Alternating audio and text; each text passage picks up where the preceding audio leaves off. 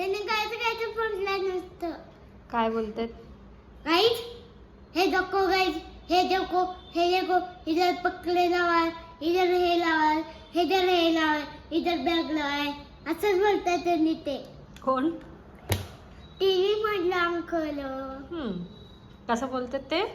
Guys हे देखो इधर बैग मेरे, हे देखो छतरी, हे देखो हेलमेट हेलमेट, अरे बस देखो फैन देखो. और हे गाईस कसं म्हणतात? Hey guys, hey guys, hey guys.